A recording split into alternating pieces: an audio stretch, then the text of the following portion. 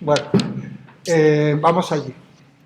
Entonces, yo voy a ir dando como unos elementos que no van a ser exhaustivos, pero sí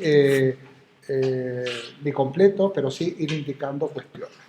Bueno, la época helenística, como sabéis, va prácticamente desde la muerte de Aristóteles hasta la aparición de el pensamiento, lo que podríamos llamar un incipiente pensamiento filosófico cristiano. O sea, los siglos claves son segundo y primero antes de Cristo y primero y segundo antes de Cristo. Pero también tendríamos que agregar el tercero antes de Cristo y el tercero después de Cristo, más o menos, ¿no? Habiendo una parte muy central que va del siglo II antes de Cristo al siglo II después de Cristo. Otra de las características desde el punto de vista geográfico es que la cultura griega, la koiné, que es un poco la lengua, pero no solo la lengua, sino la cultura común griega, se ha extendido por el Mediterráneo, digamos, mucho respecto de los orígenes que estábamos estudiando, vamos, que habíamos estado estudiando. ¿Por qué? Porque estamos hablando de norte de África, porque estamos hablando de zonas insulares, porque estamos hablando de todo el sur europeo, estamos hablando hasta de España, ¿no? de las costas, por ejemplo, de Ampurias, el emporium griego.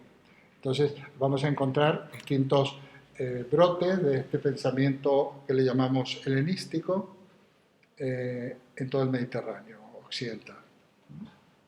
El centro de irradiación es Alejandría y aquel fenómeno histórico-cultural de gran importancia que fue la Biblioteca de Alejandría, conocida como Biblioteca de Alejandría, fundada por Ptolomeo II, que era un gran científico él mismo y además también un gran mecenas de la ciencia y de la filosofía de la época, ¿no?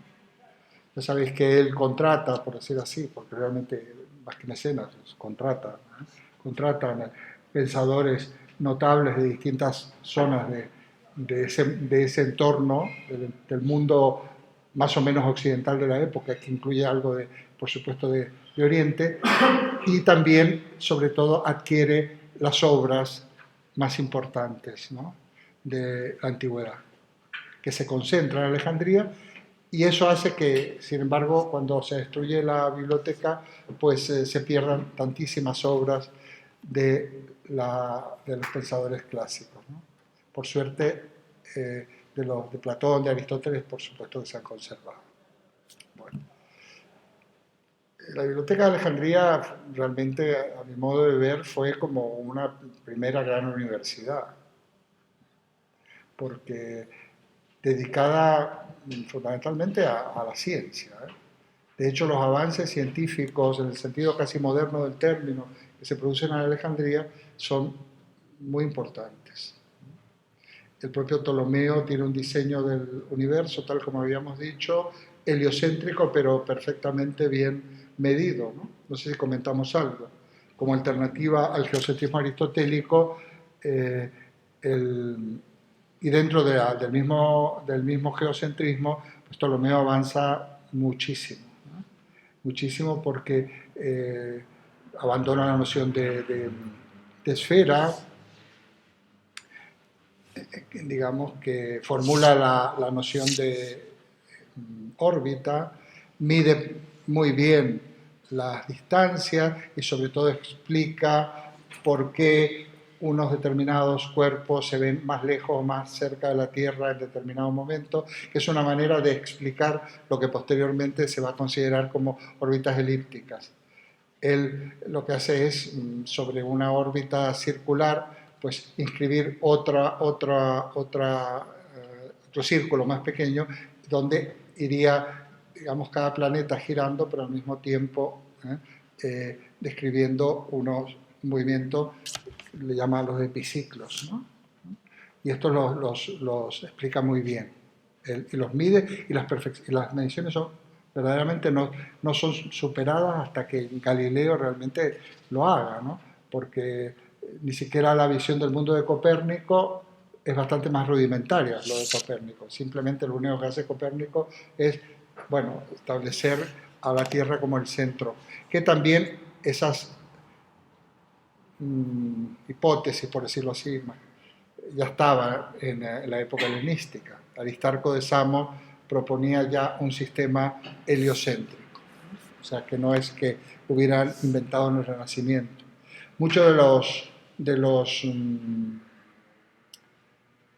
muchos de los avances de la ciencia renacentista no fueron otra cosa que un retomar la ciencia de la época de la ciencia alejandrina, ¿no? Esto lo veremos en la segunda parte del curso y es muy interesante este apartado también porque hace ver cómo asume el Renacimiento, cómo asume el siglo XV y XVI la ciencia que había quedado de alguna manera estancada o de alguna manera paralizada a raíz de la cristiandad, del surgimiento del pensamiento cristiano y de todas las convulsiones que vosotros sabéis muy bien, conocéis muy bien, que vivió Europa hasta Carlomagno, ¿no?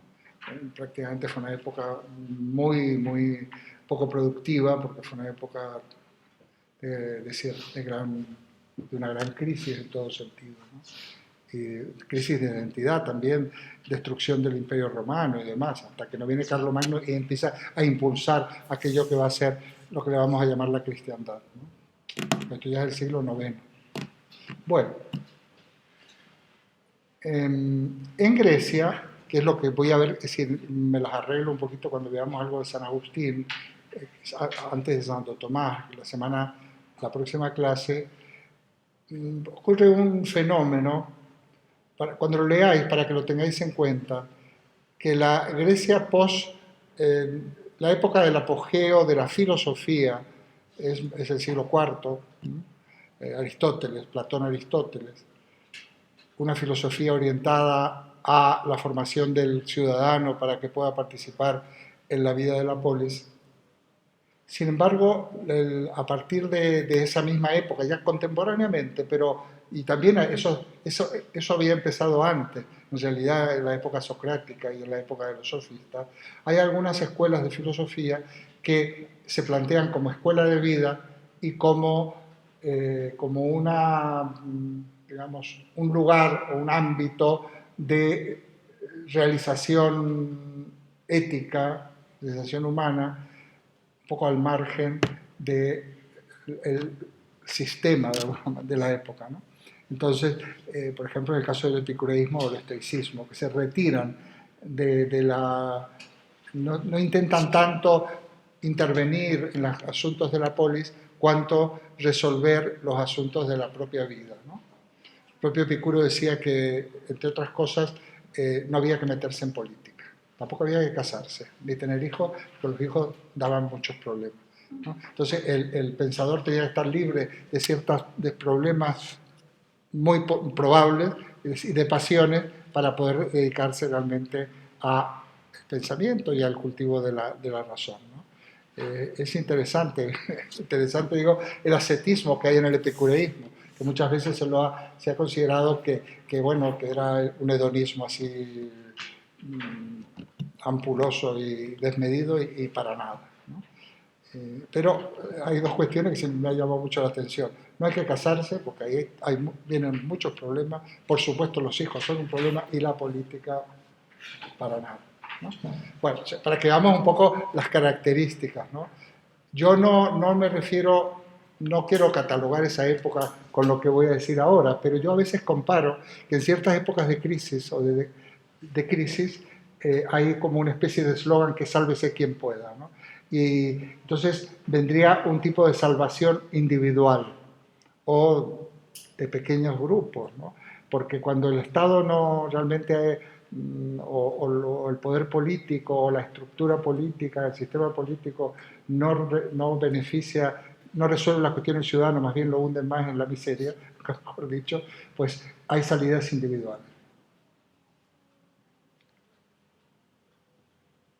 Yo tengo ahí toda una concepción de la historia que no me da tiempo ahora a lo mejor lo hago el curso próximo o en algún momento, ¿no?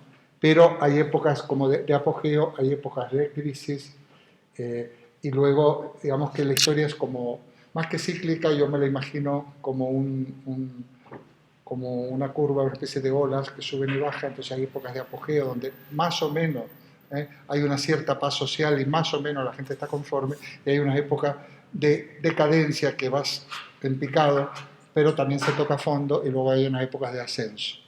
No es fácil en la época actual establecer dónde estamos en esa curva, pero si miramos al pasado un poquito podemos ver.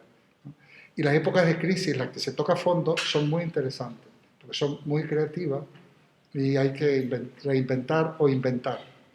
No sé, nosotros actualmente, porque esa lectura se puede hacer tanto para una situación, vamos a llamarlo, muy local, como debería ser España o incluso Europa, o algo planetario. Pero estamos, por ejemplo, yo pienso que estamos en una época de gran crisis de la civilización.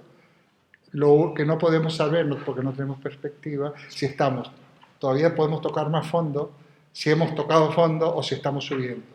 Eso ya queda a gusto del carácter de los que vivimos esto, que seamos más o menos optimistas. Me gustaría pensar que hemos tocado fondo. A veces me temo que no, por algunos signos muy concretos, ¿verdad?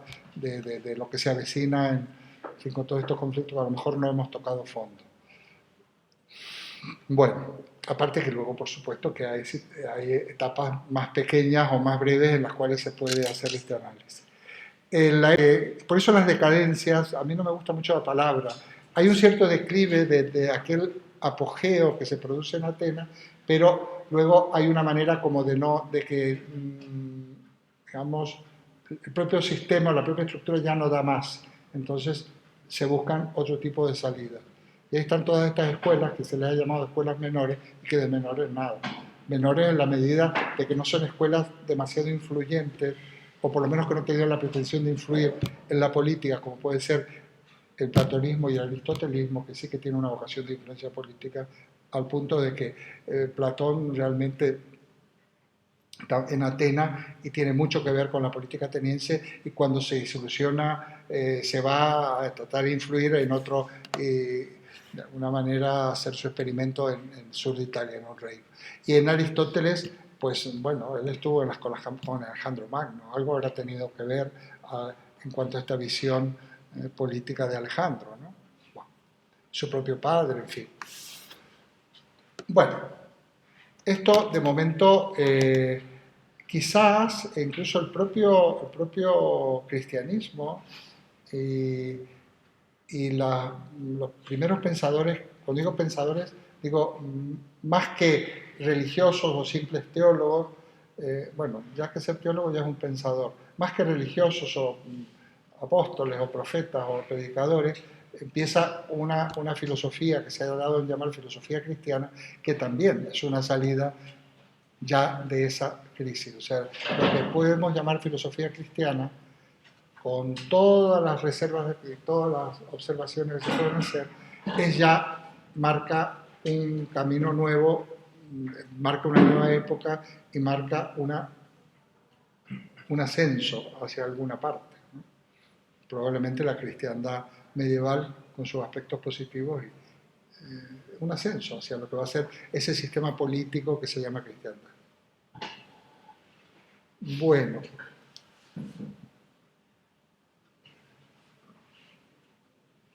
a veces me detengo en la ciencia, en la época helenística. Vosotros es como una cuestión meramente numerativa, conviene a veces pues tener unos datos de los avances en astronomía, en medicina, en matemáticas, en distintas cuestiones.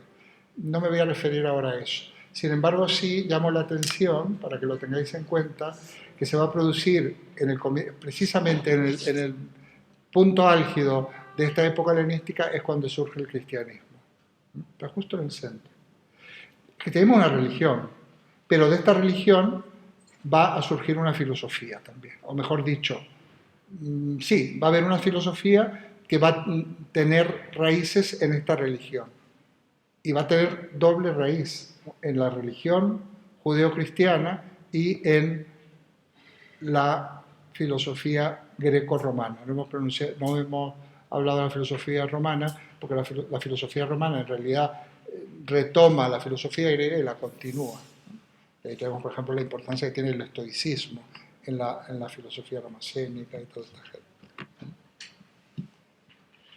La primera cuestión que habría que llamar la atención es cómo fue posible que ambas visiones del mundo, ambas concepciones, ambas Weltanschauung, pudieran unirse o conseguir una síntesis, puesto que son enormemente dispares. El judeocristianismo es una religión, como el judaísmo y el cristianismo incipiente, es una religión, y lo otro es filosofía, ¿no? Porque la religión griega o la religión romana no tienen demasiada influencia en cierto modo. O sea, es la filosofía lo que va a marcar el carácter de la cultura griega y de la cultura romana. En el caso del judeocristianismo es una religión de pastores nómadas.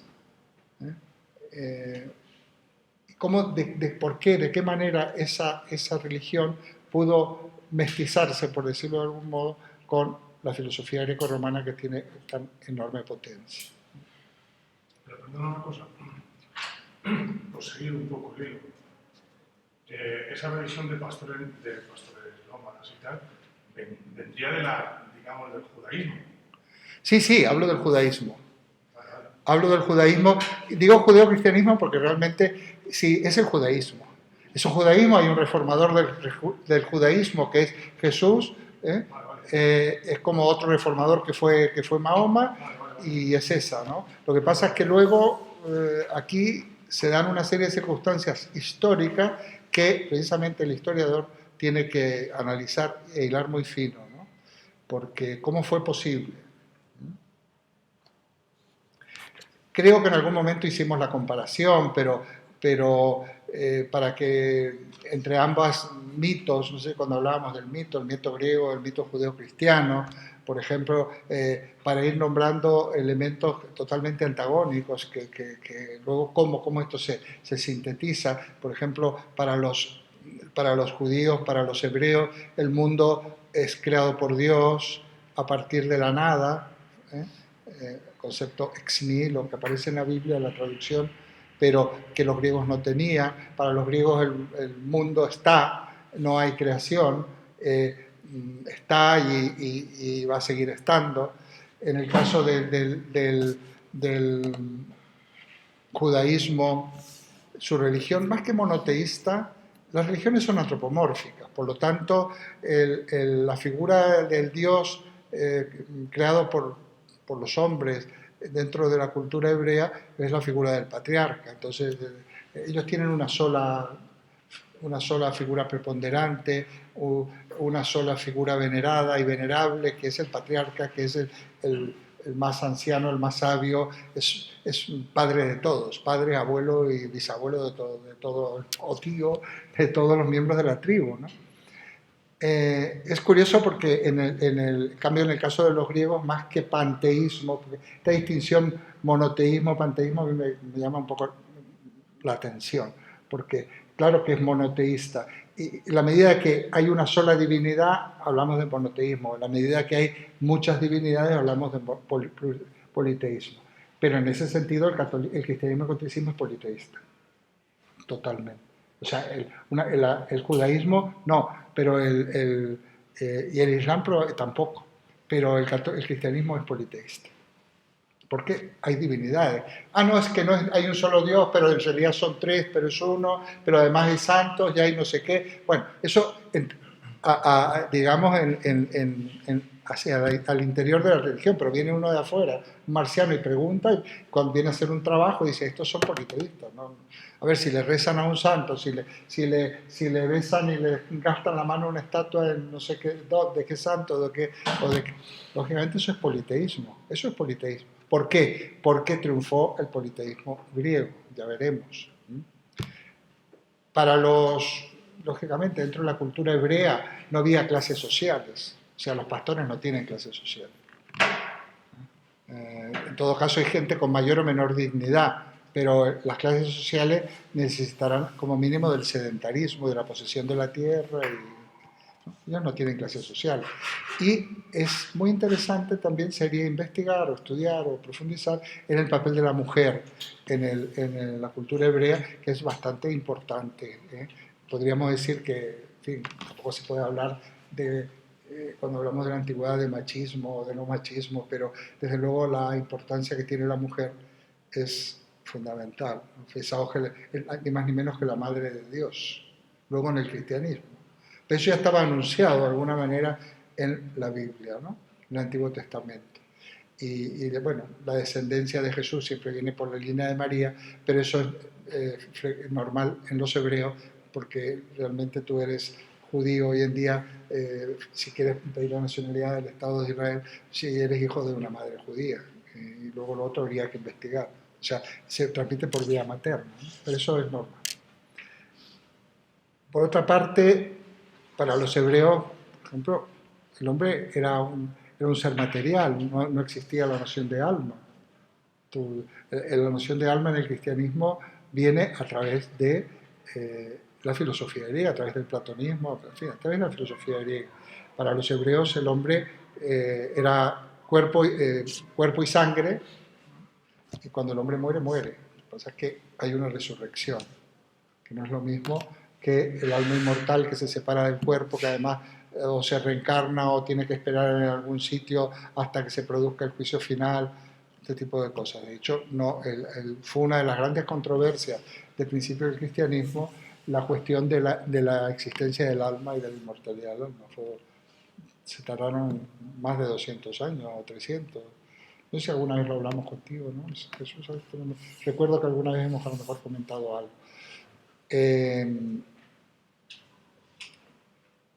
Tardó en entrar esto. ¿Qué ocurre? Como sabéis muy bien, es que esto es un tema muy, muy interesante y apasionante también, pero no ofrece una complejidad técnica, con lo cual vais a ir leyendo. Ya sabéis que hay unas causas o factores que intervienen en la confluencia entre cristianismo y filosofía. Esto subrayo como otro elemento, ¿no? Yo le llamo causas de la simbiosis entre cristianismo y filosofía. Yo le llamo simbiosis, utilizando un término moderno, casi de Erich Fromm, en El miedo a la libertad. Cuando habla de simbiosis, es como una unión imperfecta. Si me permitís, entre comillas, como un pegote. Simbiosis, ¿no? Erich Fromm se refiere a las relaciones amorosas, ¿no? Entonces, como a veces las relaciones de pareja, más que ser relaciones de un tú y un tú, de intercambio y creativa, son una simbiosis, una dependencia mutua tremenda, en donde, vamos a imaginar la pareja marido-mujer, marido depende de la mujer y la mujer del marido, y además ahí entran componentes sadomasoquistas, etcétera, etcétera, ¿no? Ya sabéis que lo asume también el psicoanálisis. El simbiosis siempre es algo negativo, porque hay un desdibujar la propia individualidad, o los dos elementos que se unen se pierden, ¿no? Entonces, yo hablo de simbiosis, porque creo que fue una simbiosis, fue un pegote entre donde al judeocristianismo yo creo que se le hace mucho daño a esta religión que era muy interesante, que lo es, y por otra parte, sin embargo, a cambio consigue el pasaporte para llegar hasta nuestros días. Todavía tenemos un papa que tiene importancia, es el papa en el mundo, y hemos llegado hasta nuestros días. ¿Por qué? Porque fue asumida por el Imperio Romano, fue asumida por el poder político, y eso le dio una vitalidad impresionante al poder político, y al propio cristianismo lo preserva de desaparecer como cualquier otra secta o religión que podría no haber tenido tanta importancia. También es verdad que el cristianismo se difundió muy rápido. Eso fue lo que hizo que el emperador romano dijera, bueno, vamos a asumirla. En un golpe se convierte, no sé si se convirtió, eso no lo vamos a saber. Lo que está claro es que el Imperio Romano se desmembraba, y que, lo único que tenía en común a veces un un ciudadano del imperio o un súbdito de Bretaña y uno de, qué sé yo, de Anatolia, que eran cristianos. O sea, el cristianismo era el único elemento en común. Y en cierto modo el latín hasta cierto punto. Y entonces, y los impuestos, claro, porque no quiero trivializar, ¿no? Pero a Roma lo que le interesaba era recaudar impuestos, para eso hizo calzada y por eso mandó a las legiones para asegurarse que el impuesto llegara a Roma. Fue importante esta cuestión. Al mismo tiempo, Roma fue muy permisiva, ¿no? Fue muy permisiva con las culturas locales, con las lenguas vernáculas y con las religiones. Fue muy permisiva, porque no le interesaba. La civilización romana no pretendía sojuzgar, no sé, no era como a veces ciertos sectores de la evangelización cristiana en América o cosas por el estilo. El Imperio Romano, en ese sentido, permitía una gran libertad, aparte que se regía de una manera u otra por el derecho. Ellos son fundadores del derecho, ¿no? Y bueno, el derecho también se puede incumplir, lo tenemos también en nuestra realidad. Pero fue muy importante eso. Por lo tanto, habría que también decir de paso que el cristianismo como tal no fue perseguido durante el Imperio Romano. Que a veces las películas de Hollywood nos han dado la idea de que se mandaba a todos los cristianos a los leones. No fue perseguido. No. Digo, no fue perseguido, no fue ni ilegal ni fue perseguido sistemáticamente. Por ejemplo, fueron menos perseguidos los cristianos que los judíos en España durante el reinado de los reyes católicos. Fue mucho menos. ¿Qué pasaba? No fue perseguido, pero hay muchas manifestaciones de persecución. Muchos ciertos digamos, caudillos o jefes locales o gobernadores, algún emperador, en la medida de que los cristianos eran molestos por unas cuestiones políticas, se los acusaba de delitos. Y entonces se los condenaba, porque eran muy legalistas los romanos. Entonces no se mandaba a los leones, por otra parte, no todos iban a los leones, pero no se ajusticiaba, no se condenaba a un cristiano nunca se condenó por ser cristiano. No hay prácticamente, se lo condena por sedición, por herejía, cuando en realidad no les importaba un bledo, porque la religión romana es una religión folclórica, y incluso por promiscuidad y hasta por canibalismo. Claro, esta gente se reunía a comerse la sangre, a comerse el cuerpo y la sangre de un señor que era Jesús, y ellos sabían que no era verdad, pero legalmente se los podía acusar de aberraciones de todo tipo, pero sobre todo de sedición. ¿Por qué? Porque, por ejemplo, estaban a favor ellos consideraban que era igual el señor que el esclavo, y se convirtieron al cristianismo esclavos y señores, confraternizaban. En fin, todo esto era una subversión del orden establecido que fácilmente probaba una situación de sedición y de traición y de todo tipo. Una pregunta, ¿qué es cuando es que he visto que a Aristóteles le acusaron de impiedad? ¿A quién? A Aristóteles, cuando Sí. se produjo un movimiento antimacedónico y se vio obligado a huir porque ya se había desvinculado de Alejandro Magno. O sea, ¿qué quiere decir impiedad? Bueno, a ver, impiedad, esto también fue Sócrates acusado de esto, yo creo que hasta Platón, fueron casi todos. A ver, impiedad es los romanos, los griegos también tenían ya su legislación, no tan perfecta como la romana no surge por generación espontánea. Impiedad es no reverenciar a los dioses, digamos, impiedad en ese sentido, impiedad religiosa, no reverenciar a los dioses, ser como negar la divinidad o el poder de los dioses. En el caso del cristianismo sería un poco el que es impío sería el hereje, ¿no? En el caso del cristianismo. Ahora, nuevamente, eran pretextos, porque las religiones griegas y romanas no tenían, era más bien una cuestión de culto folclórico, yo diría casi nacional, de ritos. Esto no quiere decir que el pueblo muy básico no uniera esto a supersticiones, como se une en el cristianismo. Hoy en día se une el cristianismo doctrinal de origen evangélico de Jesús con supersticiones de todo tipo, ¿no? Entonces, este es el asunto de estas acusaciones. Y bueno, y aparte el sigilo con el que se movían estos grupos muy herméticos, que para ingresar a ellos, para ser cristiano, para el bautismo había que hacer toda una época, un catecumenado, una época de aprendizaje y de formación, que no podían ni asistir al templo, tenían que quedarse en las puertas cuando asistían a misa, porque no estaban bautizados.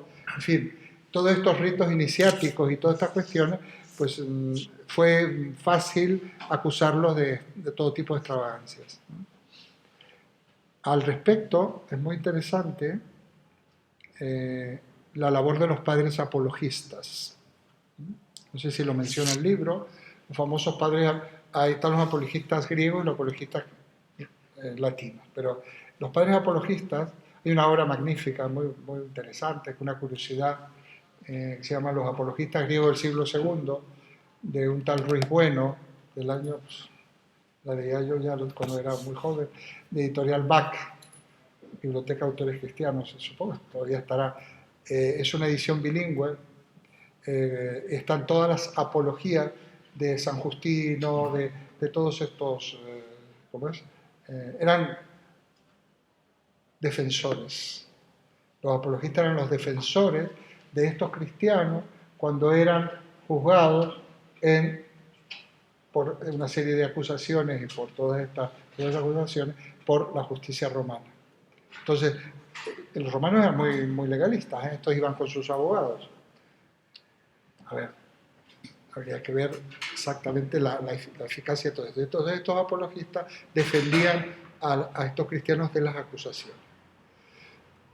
Estos escritos, aparte de los escritos que habría en cada juicio, en cada procedimiento o en cada, porque a lo mejor eran juzgados adultos unos cuantos, también escribían cartas y alegatos ante las autoridades, gobernador, magistrados, emperadores y demás.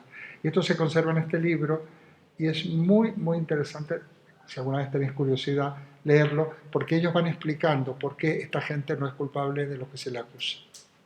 Explican que no, si esto es absurdo, nosotros no pretendemos subvertir contra el imperio romano, nosotros intentamos liberar al hombre, pero un poco de lo de mi reino no es de este mundo, nosotros preconizamos la caridad para todos los hombres, que esto viene bien, no es que sea algo destructivo del imperio. Nosotros, por supuesto, no practicamos la antropofagia porque esto realmente intentan explicar un poco esta cuestión simbólica, que luego pasará mucho tiempo hasta que se hable de transustanciación, ¿no? Transustanciación quiere decir literalmente que la sustancia pan, la sustancia hostia, sustancia en sentido aristotélico, se convierte en la sustancia Jesús. Bueno, luego esto ya ha sido también aparcado, pero hasta hace unas pocas décadas se seguía insistiendo en la transustanciación que se producía durante la consagración del pan y del vino. Bueno. Pero lo interesante son las explicaciones que dan estos apologistas. Y esta es la causa para mí, una de las principales, la número uno quizás, de esta simbiosis entre cristianismo y filosofía. ¿Por qué? Porque primero, los padres apologistas griegos eran gente formada en la filosofía griega, que se habían convertido al cristianismo. Cuando tú te conviertes, es muy difícil abandonar tu propia formación, tu propia estructura, tu manera de funcionar, tus gustos, tu estructura mental, ¿no? Es muy difícil. Por lo tanto, en ti mismo se produce una unión, una asunción de esta religión, pero en tu propia mentalidad, en tu propia forma de funcionar. Pensemos, a mí esto me lo recuerda, por ejemplo, cuando gente de aquí, de Occidente, pues se hace budista, o se hace no sé qué. Sí, que es una tendencia que hay por ahí, gente que les fascina, y no me extraña porque es muy interesante lo que es un poco la espiritualidad oriental, pero nunca van a conseguir ser como los que han estado allí, puesto que tienen unas maneras de funcionar que están impidiendo. Por ejemplo, cuando hablan de la meditación, dicen, no, no, es que un occidental nunca puede meditar, porque un occidental, yo no lo he intentado, que conste que no, hablo, me parece interesante, pero nunca he estado por esos derroteros. Pero, por ejemplo, nosotros meditar es reflexionar. En cambio, para un oriental de estos, pues, los bien a fondo, es dejar la mente en blanco. Y para nosotros dejar la mente en blanco debe ser, para mí, desde luego, imposible. Reflexiona, pero no es lo mismo que... Entonces, por lo visto se puede conseguir, bueno, hay de todo un poco. Bueno, así, es muy difícil asumir una religión a partir de unos elementos, de una base cultural que inevitablemente te va a llevar a traducir esos valores a tu propia cultura. Y es lo que pasa con los apologistas. Los apologistas, por un lado, van generando una doctrina cristiana acorde con su formación filosófica. Segundo, o sea, por ejemplo, es muy fácil decir, pues no, si Dios, mira, el motor inmóvil de Aristóteles, la causa primera, pues es eso, la idea de bien de Platón, eso es nuestro Dios. Y todo el mundo lo entiende. Pero claro, es que ese no es el Dios de los podría análogamente ocupar el papel de, pero ese no es el Dios de los hebreos. Bueno, entonces, por un lado, ellos mismos van traduciendo a sus propias categorías. Y por otro lado, para que las autoridades romanas entiendan, hay que traducirlo más. Y ahí empiezan estas cuestiones. Fijaos, ¿no? Si nosotros también creemos que hay otra vida, pero ahí adaptan, con buena voluntad, ¿no? Pero ahí se produce un trasvase. Es el trasvase que se produce siempre cuando uno intenta integrarse en culturas que son muy sólidas, muy fuertes, como toda la penetración cultural, por ejemplo, que ha habido de la cultura norteamericana, estadounidense, en Europa y en el mundo.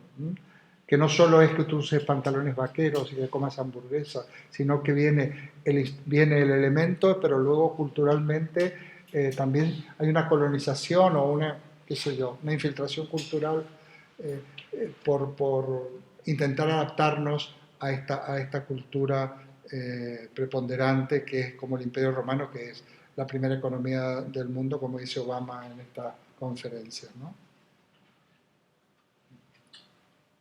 Y bueno, lo mismo pasa con el inglés. En el debate yo decía, todos bilingües.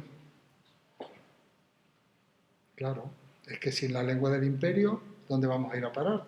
Todos bilingües, pero de verdad, decía Rivera. En eso tiene razón, porque es increíble cómo en España se dedican tantas horas a estudiar inglés y la gente no habla inglés. Tú vas por ahí, por Europa, yo he estado este fin de semana en Alemania, porque me ha nacido una nieta, una nietita alemana, he ido a conocerla. Pues, y de repente, pues te pones a hablar con alguien, pero habla bastante bien. Sí, dice, porque tuve que dar una señal, en el último curso de bachillerato, la optativa era español. Y te hablan un poco. No digamos nada. No, es que di dos exámenes en la universidad, ellos tienen un currículum bastante flexible, y hablan. Nosotros estudiamos inglés desde pequeños, yo mismo, que no me he dedicado a hablar inglés, a estudiarlo a fondo, simplemente lo que me ha dado la formación mía, me cuesta muchísimo, entiendo un poco, pero fatal. Entonces, ¿cuánto tiempo se ha perdido? Bueno, pues esto pasa cuando uno se intenta asimilar. Yo tengo un librito escrito por ahí, porque hubo una época en donde, hasta hace relativamente poco, el gran esfuerzo que se hizo en Europa fue que no fuera el inglés la lengua de comunicación universal, la lengua auxiliar, que fuera, por ejemplo, uno de los ejemplos del Esperanto. Pero ha habido varios, ¿no? Ha habido varios. Muy interesante, había periódicos, pero no solo Esperanto, la Interlingua, el Latino sin inflexiones, Volapük, muchos. Yo tengo ahí un librito de eso. Pero porque la filosofía que hay en la base es de que tenemos que hablar una lengua neutral dicen ellos, neutral, o sea, que no implique la preponderancia de una determinada cultura, de una determinada nación sobre las demás. No se ha conseguido. Habría que ver por qué. Por muchos motivos, entre otras cosas porque crear una lengua artificial es complicado, ¿no? Pero hay gente que, había periódicos, había todo eso, es un tema apasionante. Yo me puse a investigar, tiré del hilo, estuve 10 años mirando eso, con el tema del lenguaje. Y bueno, esa lengua auxiliar, hay dos, ¿no? Una es el inglés, y la otra es la que sale de ese grupo también, de uno de los pioneros de ese grupo, que es el lenguaje lógico, del que yo formalizaba el otro día, que sí que también es universal y que no tiene connotaciones, demasiadas connotaciones culturales. Tiene, porque es occidental. Digamos, la lógica binaria es nuestra y no, sobre todo. Pero bueno. Bueno, pues se van produciendo, esta es una de las causas, entonces, la labor de los apologistas, gente formada en la filosofía y que además hace potable, por decir así, el cristianismo ante los poderes romanos. Otra causa fundamental, ¿no?, es precisamente la oficialización del cristianismo por parte del imperio, que esto le va a dar unas posibilidades enormes, ¿no? Entonces se va a producir esa simbiosis donde doctrinalmente el cristianismo va a quedar muy desdibujado, pero al mismo tiempo va a tener una preponderancia total. Es interesante también tener en cuenta que cuando el imperio asume el cristianismo, la libertad religiosa ya se suprime. Si el cristianismo no es tolerante con otras religiones, no ha sido tolerante casi hasta ahora. El Papa los otros días ha estado ahí en África, no me acuerdo, en el último país, en una mezquita, porque sí, el Papa sí, efectivamente, está por el ecumenismo, que es una corriente, pero es una corriente muy actual, muy meditada, la importancia del ecumenismo y de la unión entre las religiones, que son además hermanas, porque, a ver, el Islam asume a Jesús, a la Virgen, asume a todos nuestras figuras religiosas con todo respeto. Más saben más de ellas que nosotros. Una vez estuve en un debate donde había musulmanes y católicos, no especialistas. Los musulmanes sabían de la Virgen María y de Jesús muchísimo más y podían defender muchas cosas muchísimo más que los católicos. Por ejemplo, la virginidad de María es intocable para los musulmanes. Y para los musulmanes Jesús no fue ejecutado. No fue. Esa es una discrepancia, porque como era Dios, un doble fue. Como era Dios, él vivió hasta que se murió de muerte natural. Y cómo va el Hijo de Dios iba a ser ejecutado. Pero ellos asumen el testamento, el Nuevo Testamento, y agregan lo suyo. Es la religión, digamos, mediterránea, más moderna, en ese sentido, más nueva. Además empieza en el siglo VIII, ¿no? Sí, claro, pero asumen todo el Antiguo Testamento, el Nuevo Testamento, más. Yo una vez lo dije en un programa de televisión y me mandaron unos mails insultantes que los guardo, son muy jocosos porque no contesté, por supuesto, ¿no? En un programa donde se hablaba de la religión en las escuelas y demás. Yo no soy partidario de que haya religión en las escuelas públicas, no soy partidario para nada, pero sí dije que si haya cristianismo, pues había que dar como mínimo el Islam, porque hay un montón de estudiantes musulmanes. Bueno, ahí casi me matan. Y la mejor manera para que desaparezca la religión de las escuelas es que se introduzca el Islam, porque ahí sí van a estar, con tal de que no se dé, es preferible pero que no se dé nada. Pero además en justicia es así, yo prefiero o nada o todo. Todo no, porque el Islam, porque no hay más otras cosas. Judíos son muy pocos, pero el Islam sí, tiene libros de texto, en fin, tienen todo, ya todo. Se da en varios sitios, pero no está universalizado. Bueno, pues esta es una de las causas entonces de esta simbiosis entre cristianismo y filosofía, que yo apunto como algo muy interesante, y uno de los primeros filósofos de envergadura de la época va a ser San Agustín. Pero ahora me quiero referir a otro elemento que no se menciona mucho y que es la clave de todo el tema, de toda la filosofía medieval, que es las relaciones entre razón y fe. Esta es la cuestión. Si entendemos esto, entendemos todo. ¿Qué significa razón? ¿Qué significa fe? ¿Y qué variantes o qué diversas situaciones se dieron en esta cuestión de relaciones entre razón y fe durante todo el medievo? Es el tema transversal. Transversal.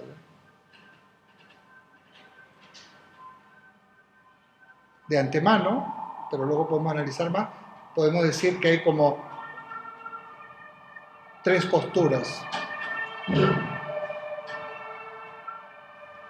Si hablamos de fe y de razón, todavía no he entrado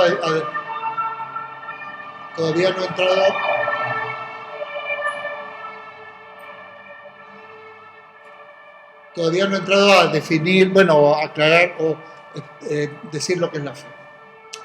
Lo sabéis. Bueno, vamos a ver. Vamos a ponernos de acuerdo como en todo.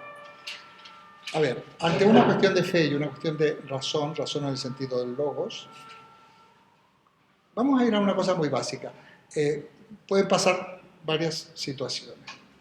Que tú, ante un conflicto entre razón y fe, digamos, por ejemplo, aborto, por ejemplo, suponiendo que el aborto sea una cuestión de fe, bueno, en la medida que hay religiones o sectores de la religión que lo penalizan, lógicamente si una mujer es creyente, pues se le plantea un problema muy serio. O sea, las causas probablemente por las que ella quisiera abortar o quizás tuviera que abortar, vamos a ponerla en la columna de la razón, médicas, económicas, psicológicas, que sea una violación, y en la otra columna la prohibición absoluta por parte de determinadas religiones o sectores de esa religión del aborto. Entre ese conflicto, ¿qué puede pasar? Bueno, que esa señora se guíe por la fe. Entonces sería preponderancia de la fe sobre la razón. Cuando se produce un conflicto, es la fe la que tiene importancia y la razón queda en segundo plano. ¿Qué más puede ocurrir? Que pase a la inversa. Preponderancia de la razón sobre la fe. Es un ejemplo que no es el más apropiado, pero no importa, ya lo veremos los otros. Y hay una tercera posibilidad que se ha dado, la digo porque se ha dado históricamente, porque si no, no sería como rizar el rizo. Bueno, una especie de doctrina, bueno, se lo ha llamado doctrina de la doble verdad. Como que en algunas cosas hay que irse por la razón y en otras por la fe. Es un poco aquello de al César lo que es de César y a Dios lo que es de Dios. O sea, como una doble moral, ¿no? Porque hay como una doble verdad. Bueno, perdón, y está la cuarta, que es la primera, en realidad es la que ha ganado. Una que le podemos llamar de armonía entre razón y fe. ¿No? Entonces, fideísmo le vamos a llamar la fe ante la razón. Fideísmo. No le voy a llamar racionalismo, razón sobre la fe, porque ese término en filosofía tiene una carga semántica, le voy a llamar gnosticismo, con G, gnosticismo. Aunque actitud gnóstica, si queréis, porque el gnosticismo es un movimiento que no se refiere a la cuestión de razón y fe, pero veréis por qué. O sea, fideísmo, gnosticismo o actitud gnóstica, doctrina de la doble verdad, doctrina de la armonía entre razón y fe. Son las cuatro posibilidades.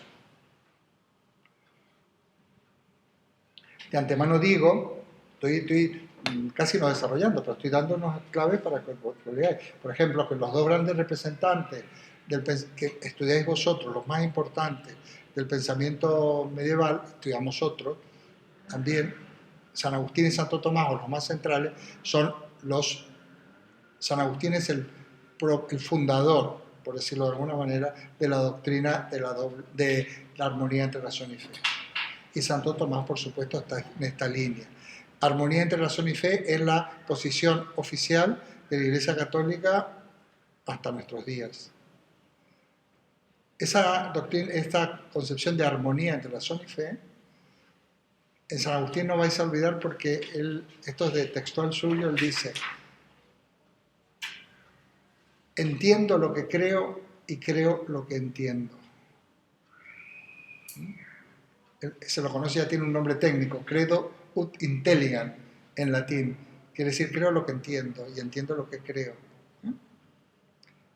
Porque, bueno, esa sería la postura de San Agustín. Ellos parten de la base de que si Dios nos ha creado, nos ha dado también una inteligencia que nos permite descubrir las verdades, haber una correspondencia entre verdades de fe y verdades de razón.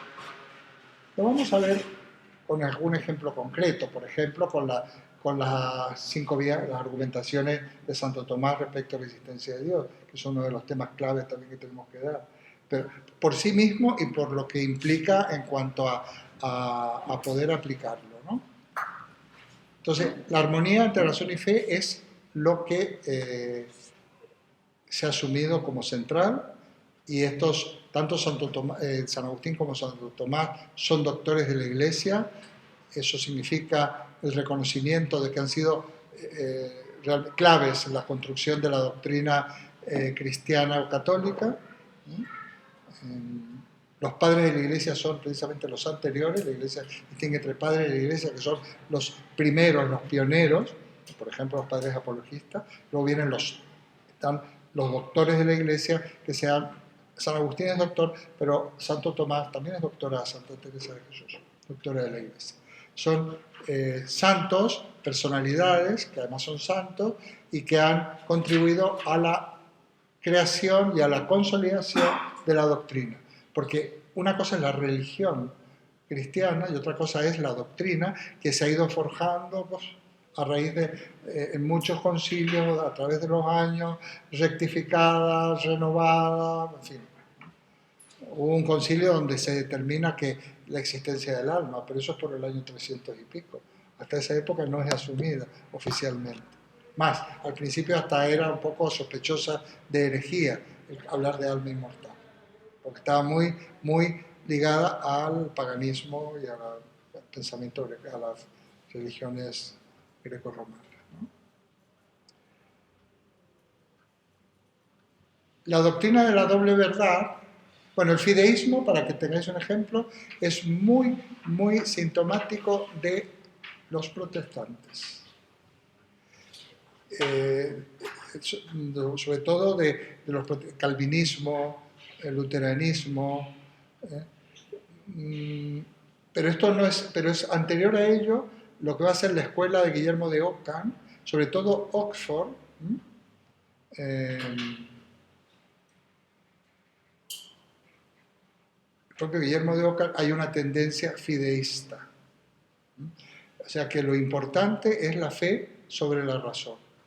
Más, muy interesante Guillermo de Ockham, como, que tiene que ver con el nominalismo. Es muy interesante como el nominalismo en el fondo es un problema religioso, ¿no? Teológico. Entonces, es que para ciertas cuestiones con la fe es suficiente.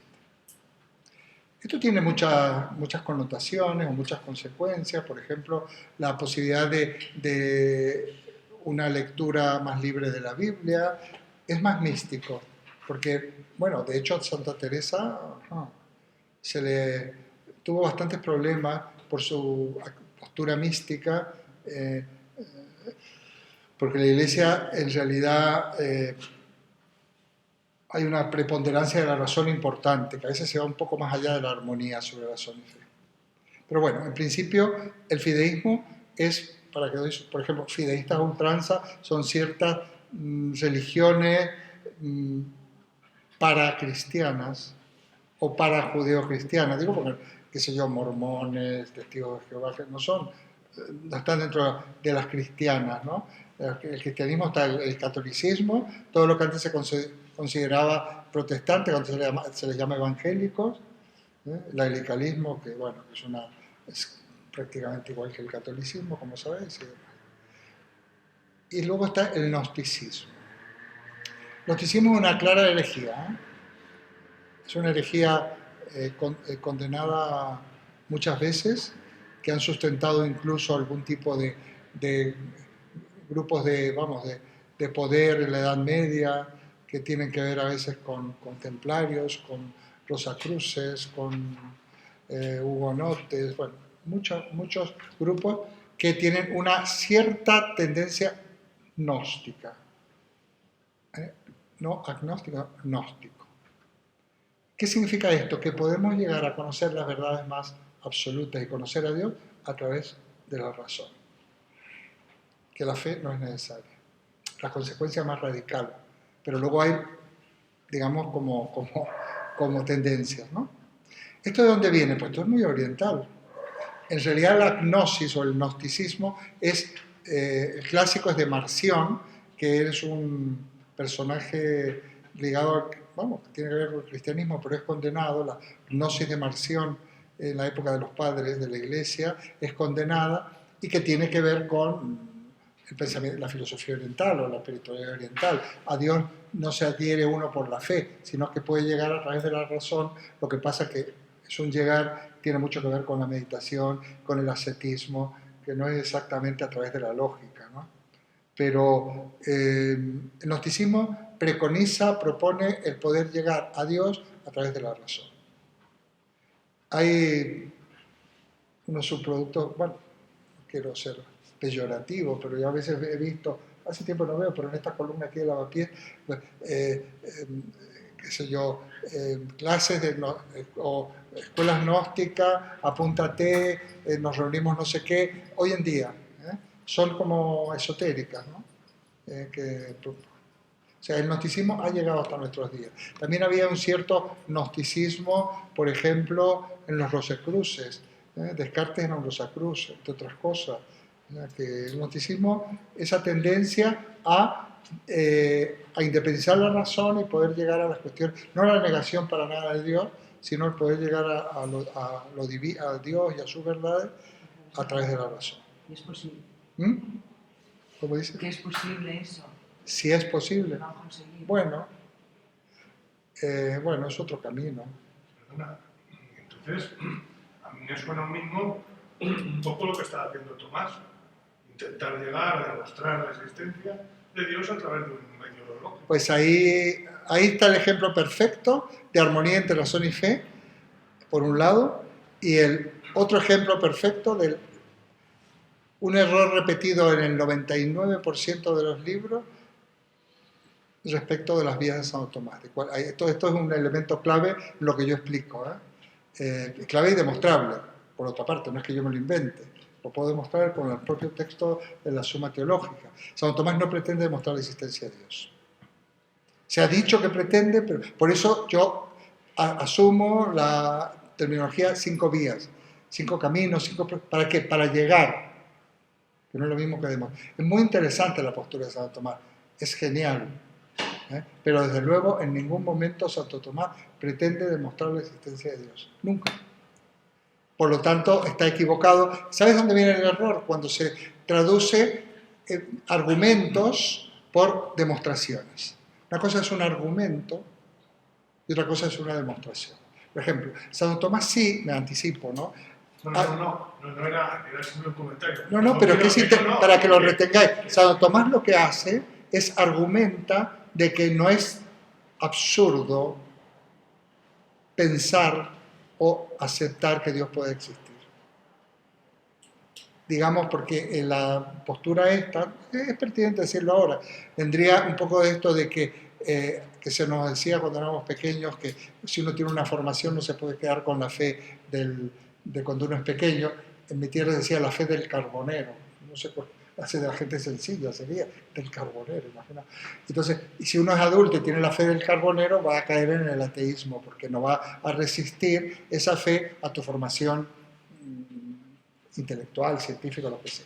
Para lo cual sería muy importante que progresara tu fe o tus argumentos, que estuvieran un poco a la altura de tu formación. Entonces, Santo Tomás lo que hace es, y aquí lo dejo porque vamos a entrar en ello, lo que se demuestra a Santo Tomás, yo lo digo así con este giro lingüístico, pero que yo recomiendo, la verosimilitud, bueno, ojo, porque a lo mejor el que te corrige no lo sabe, porque son esas cosas que si no te has dedicado, asumes una cosa como una verdad hecha y ya está. Lo que hace Santo Tomás es demostrar, ¿qué cosa? La verosimilitud de la existencia de Dios. O sea, que es verosímil, que no es un absurdo. Eso es lo que hace. Es más, Santo Tomás demuestra cosas, pero no va más allá de lo que demuestra Aristóteles, del primer motor inmóvil, que es la primera vía. Y Santo Tomás, cuando termina una argumentación racional, que es muy interesante, está en la Suma Teológica, al renglón seguido, después de cada vía, dice, bueno, esto es a lo que los cristianos llamamos Dios. Él demuestra cosas dentro de una filosofía causal, de la causalidad asumida por todo el mundo griego y medieval. La filosofía de la causalidad, de que hay una causa del universo y todo esto, o el tema de la causalidad tal como lo entiende Santo Tomás, se prolongó hasta Isaac Newton. Vamos, ya hasta nuestros días. En la ciencia hasta Isaac Newton. Isaac Newton ya lo modifica, o sea que no hasta 1700 y pico. Pero en la gente, hasta el día de hoy. La gente dice, bueno, esto tiene que haber salido de alguna parte, ¿no? Bueno, ese razonamiento que hoy en día es totalmente irrefutable, Santo Tomás te diría, bueno, ese de alguna parte, pues eso es lo que nosotros, tú no le llamamos Dios. Y entonces, esto es legítimo. O sea, que como que hay, esto lo que ya lo vamos a ver, porque además tengo un esquema muy clarito sobre esto y está en la suma teológica. Bueno, pues estas son las posturas. Pero aquí viene un problema. ¿Qué es la razón y qué es la fe? ¿La fe qué es? La razón sabemos lo que es, ¿no? Es el logo, la razón, lo hemos estado viendo la semana pasada, la capacidad de inferir, de razonar, o sea, de a partir de unas verdades conocidas llegar a otras que no se conocían, por un procedimiento deductivo, ¿no? Es la causa de la ciencia, de la episteme. ¿Y la fe qué es? Porque el primer asunto es entender lo que es la fe. O sea, no podríamos tener una visión adulta del medioevo, independientemente de que se crea o no se crea, ojo. A veces se equivocan tanto los creyentes como los no creyentes respecto a lo que es la fe. La capacidad de creer, la capacidad de aceptar unas verdades o unos postulados que no los podemos demostrar. Sí, gracias. Pero no. Eso es lo que creemos nosotros, lo que pensamos nosotros. Más, hay gente que puede decir, es lo creer en lo que no se puede mostrar, creer en lo que no se puede ver. O aceptarlo, no creerlo. Es complicado, pero no es eso. Es un poco el antagonismo de la razón. ¿Eh? Es un poco antagónico con la razón. Aquí hay que asumimos como cierto, pero no podemos llegar a ver la razón del logos, ¿no? Hay una cuestión terminológica, que la fe es una creencia, pero no toda creencia es fe. Entonces, habría que distinguir que la fe es un tipo de creencia y que hay muchas creencias, pero el concepto creencia, por decir así, tiene mayor extensión que el de fe, puesto que la fe es una creencia, pero hay otro tipo de creencias. Eso es lo primero. Todavía no estamos diciendo lo que es la fe. Y a veces confundimos fe con creencia. A la fe os vais a sorprender el análisis que yo hago, pero es que se puede hacer bastante riguroso. Hay 3 virtudes teologales que le llamaban, que van unidas. Es como el bien, la verdad y la belleza, cuando hablábamos de los griegos. ¿Recordáis? Bien, verdad y belleza. Que el bien y la verdad coinciden en Platón, y eso es la armonía, el equilibrio, y que de alguna manera se puede llegar al bien o a la verdad y belleza de distintas... es que es lo mismo. Pues la fe va unida a otros 2 elementos que se llamaban virtudes teologales, que es la esperanza y la caridad. En realidad es una trilogía: fe, esperanza y caridad, donde caridad es amor, ¿eh? Es el caritas. Fe, esperanza y amor. Amigo. A ver, si simplifico, la fe es amor. Entonces, claro, tienes ahí cambia el asunto. No se trata de poder demostrar o no poder demostrar, porque creer en lo que no se puede demostrar es una creencia. Eso es una creencia. Pero la fe es amor. En definitiva, es adhesión. La fe central en el cristianismo, adhesión a Dios, a la divinidad de esta religión, o sea, a Dios, amorosa. Esto es la fe. Adhesión, y por lo tanto, adhesión amorosa. A Dios. Y eso es el fundamento de la adhesión del amor al prójimo. La fe es amor. Y por lo tanto es esperanza en que se podrá conseguir la parusía, o sea que es un mundo del triunfo del amor, que esto del final de los tiempos habría que analizarlo, porque son también cuestiones de traducciones. Parusía, que viene del griego usía, que se ha traducido a veces como la presencia de lo presente, es el momento donde todo se realiza, ese esfuerzo de la creación de Dios por puro amor, y se va a realizar y va a triunfar el amor, que es la caridad. Y hay esperanza, que es la tensión entre, digamos, la promesa, esto está muy bien en el Antiguo Testamento, el famoso Alfa y Omega, la promesa de tierra y descendencia que le hace Dios en la primera alianza a Abraham, y luego se va a concretar con la venida de Cristo y la segunda venida de Cristo, que es la parusía, estamos hablando de metáfora, en donde va a haber triunfado la tierra y la descendencia, que en realidad es la sociedad pues justa y amorosa, ¿no? Y entonces, esto es la fe. La esperanza, primero, es amor al prójimo, antes que amor a Dios, porque quien ama a Dios y no ama al prójimo, que no ve, y al prójimo que ve, no ama ni a Dios ni al prójimo, dice Jesús, es amar al prójimo. Básico, el amor, la caritas o amor cristiano es la gran novedad del cristianismo. La gran novedad. Está presente en todos los derechos humanos, la Revolución Francesa, en todo está presente el amor. Y ya hay que dejar que sea una cuestión religiosa. El gran invento del cristianismo es el amor. El amor griego, el amor platónico, ya lo conocéis, es eros, es el filósofo, es el auténtico filósofo. El amor platónico es el amor, el deseo de saber, el deseo de conocer, el amor a la sabiduría. El amor cristiano es el amor a los demás.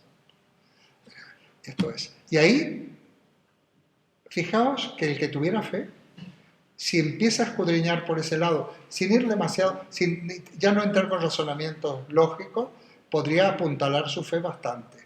Porque en el fondo el cristianismo sería, ojo, yo lo digo desde fuera, no tiene una clase de teología católica, faltaría más. Pero precisamente la fe tendría que hacer que emule a Jesucristo en el amor a los demás e incluso se arriesgue a que le pase lo que le pasó a Jesús. Ahí empezamos a hablar de fe. Eso es la fe. Una fe que es amor, que es entrega, que es transformación, que es amor al prójimo, que es llegar a Dios a través de ese amor, Santa Teresa, ¿no? y la mística. Un Dios que no sabemos lo que es, porque habría que tener la actitud de abstenerse de nombrarlo. En el Antiguo Testamento decían Yahvé, que no es nada, son unas consonantes, porque igual que en el Islam, es irrepresentable y es indecible, es innombrable, es inefable, etc. Es el amor universal. Hay interesantes caminos para, a partir de esta concepción del amor cristiano, aunque no lo tengo la que se considera fe, por ejemplo, creer en que existe Dios. Eso sí sería una creencia. Creer que existe Dios así a palo seco. No, Dios, y le rezo a Dios. Eso sí que sería eso sí que sería una creencia o una especie de fe de lo que no se puede mostrar. Pero esto no es la cuestión, no es creer en Dios. La cuestión es amar al prójimo y a partir de ahí crear una dimensión de apertura del amor universal, o como quieras llamar. Y cuando dicen haz un acto de fe, es como que dicen, bueno, créetelo. También, sí, créetelo, o yo tengo fe que mi mujer no me engaña, o qué sé yo, eso es otra cosa. Mira, el Papa al cual yo conozco en persona, no sé si lo había comentado, ya se me van mezclando, lo conozco en persona, lo conocí en persona, Jorge Bergoglio. Yo siempre digo, por decirlo, no lo sé, Jorge Bergoglio, pero que se podría perfectamente ser Papa y no creer en Dios, en el sentido, porque hay una creencia en Dios que es alienante, hay algo que sería una fe que no lo es.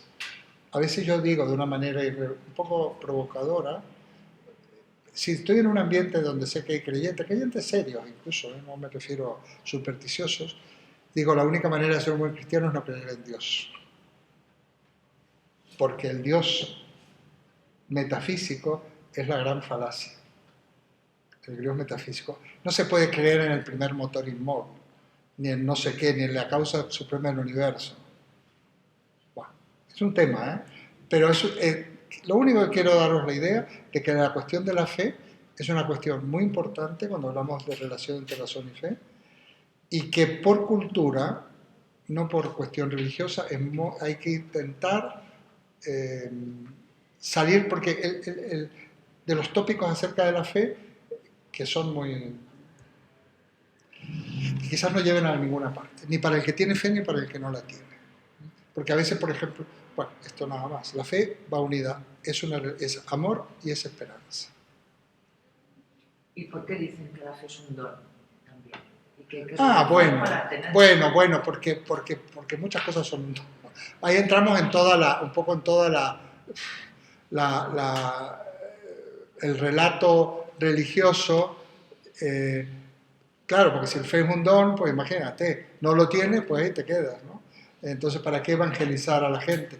Hay un relato religioso, hay una gran tendencia, la religión tiene, por supuesto, hay una tendencia a someterse a una potestad, a una divinidad, que por otra parte, esto no va en contradicción con la razón de que Dios o la idea de Dios es absolutamente creada por el hombre, ¿eh? Es antropomórfica, yo sostengo lo de Feuerbach, sostengo lo de Freud y hasta lo de Nietzsche y demás. Pero esa idea de Dios creada por el hombre no afecta para nada a la fe del amor, porque es el amor al prójimo, lo que está claro y es tangible. Por supuesto no tiene nada que ver con la cuestión de la idea pagana de inmortalidad, de cielo, de infierno, de que nuestra alma va a ir al infierno. Eso es neoplatónico y no tiene nada que ver, o sea, no